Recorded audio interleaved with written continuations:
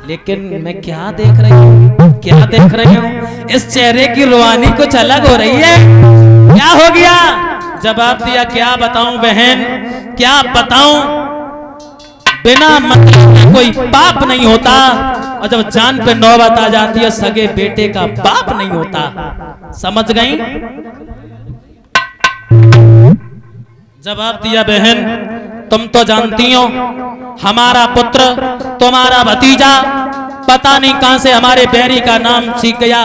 बहुत मना किया, नहीं मान रहा है, मारने की भी बहुत कोशिश की, नहीं मरा। जवाब दिया, भैया अगर तुम्हारे कांटे को मैं निकाल दूं तो? जवाब दिया, इसमें बताने वाली बात क्या है? जाओ, मेरा फुल आदेश है। श्रोताओं, तो सेखा ने ऊंची चिता तैयार की है।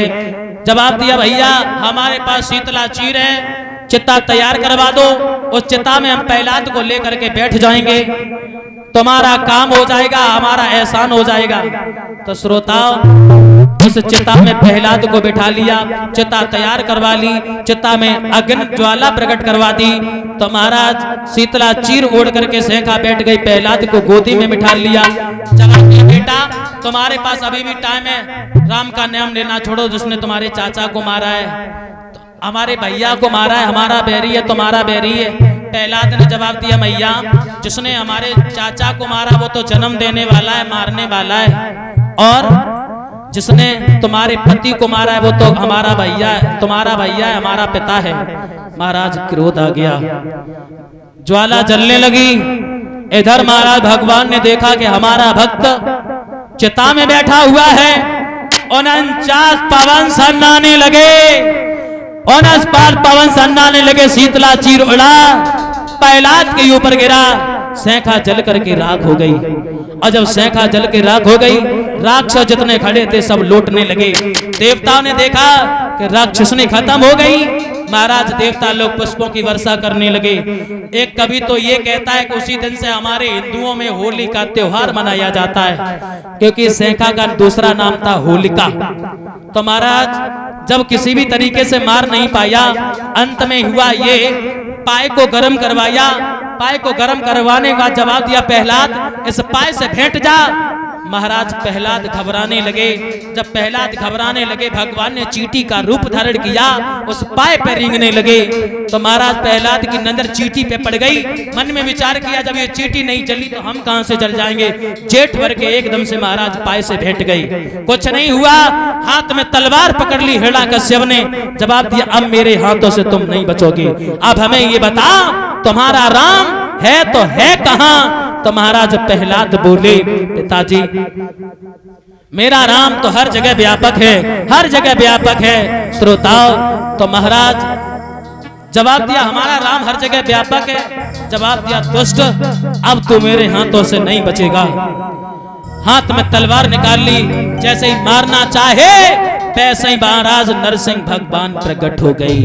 बोलिए नरसिंह भगवान की। महाराज हिरण्यकश्यप को पकड़ करके बैठा लिया। जवाब दिया, अब तुम्हारी मौत आ गई, मौत आ गई तुम्हारी, कोई नहीं बचा सकता तुम्हें।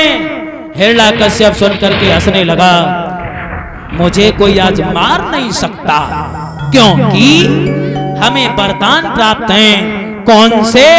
बोला, हम मरेंगे नहीं। बोले, मरेंगे नहीं, क्यों? कि दिन में भी नहीं, निस में भी नहीं।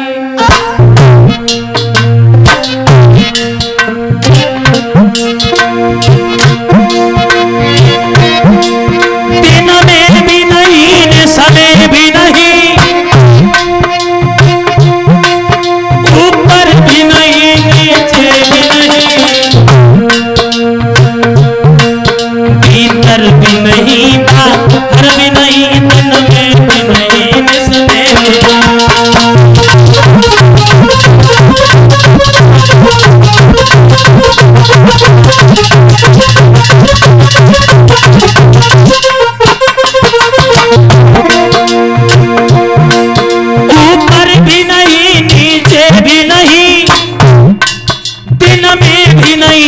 समय भी नहीं। लाला मार नहीं पाओगे क्योंकि हमें वरदान प्राप्त है। इधर देखो बड़ा घमंड दिखा रहे हो, मौत आ गई है मौत। बोले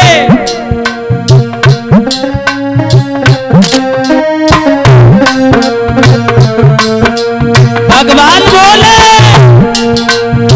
मानो चाहिए नजर भर के देख ले।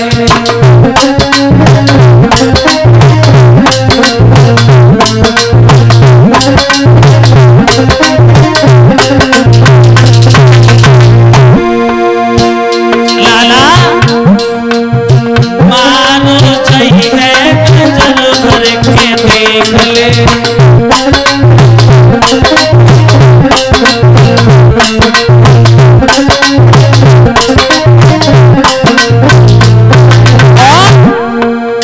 हिरण्यकश्यप बोला नाय मार पही है तू घर की रास्ता देख ले।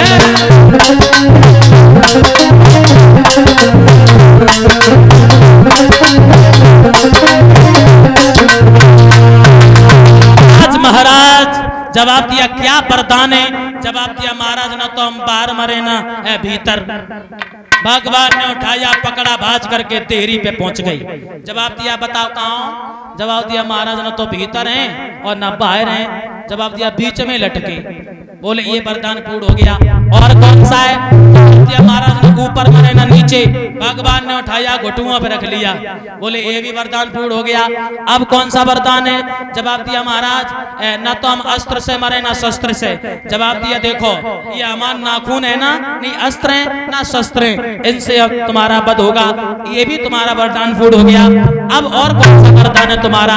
जवाब दिया महाराज ना हम नर से मरे ना पशु से मरे। जवाब दिया हम तुम्हें को दिखाई दे रहा है महाराज, न तो नर मालूम पड़ रहे हो ना पशु मालूम पड़ रहे हो। जवाब दिया हमारा आधा शरीर नर का है आधा सिंह का है, हमारा नाम है नरसिंह।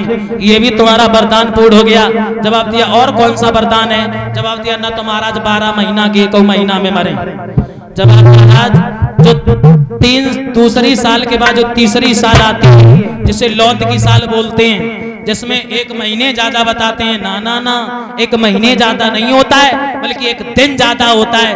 वो दिन हिरण्यकश्यप को मारने के लिए भगवान ने बनाया। जवाब दिया ये 12 महीने नहीं बल्कि 1 दिन एक्स्ट्रा है, इसमें तुम्हारी मौत होगी। महाराज सारे वरदान पूर्ण करवा दिए हैं। आज उसी समय नाखूनों से हिरण्यकश्यप के पेट को फाड़ दिया। पेट को फाड़ करके महाराज प्रहलाद को गोद में उठा लिया। जवाब दिया बेटा तुमने मेरे पीछे बड़े बड़े कष्टों को सहन किया, हमसे कुछ वरदान मांग लो। तो प्रहलाद ने क्या मांगा? भगवान मुझे ज्यादा कुछ नहीं चाहिए प्रभु। हमारा पिता वो था बड़ा आताताई था, बड़ा घमंडी था, तुम्हारे नाम से बड़ी घृणा किया करता था, तुम्हें बैरी मानता था। हमारे पिता को नरक मत देना प्रभु, स्वर्ग देना। तो भगवान ने जवाब दिया देखो मेरे लाल, जो हमारे हाथों से मरता है उसे नरक नहीं मिलता है, उसे स्वर्ग ही मिलता है। कुछ वरदान मांग लो। क्या वरदान मांगे? हर साईं तना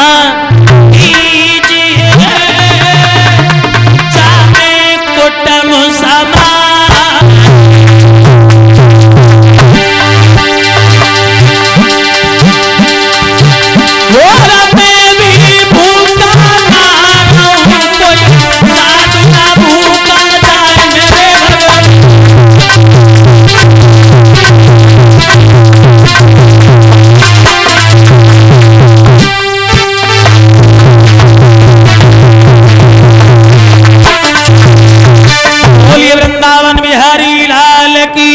बोलिए सतगुरुदेव भगवान की। और हमारी परम श्रद्धेय परम सम्माननीय दीदी जी व्यास गद्दी पे विराजमान है। तो आगे की बड़ी सुंदर पावन कथा है वो दीदी जी के मुखारविंद से श्रवण करेंगे सभी लोग। राधे जय श्री राधे।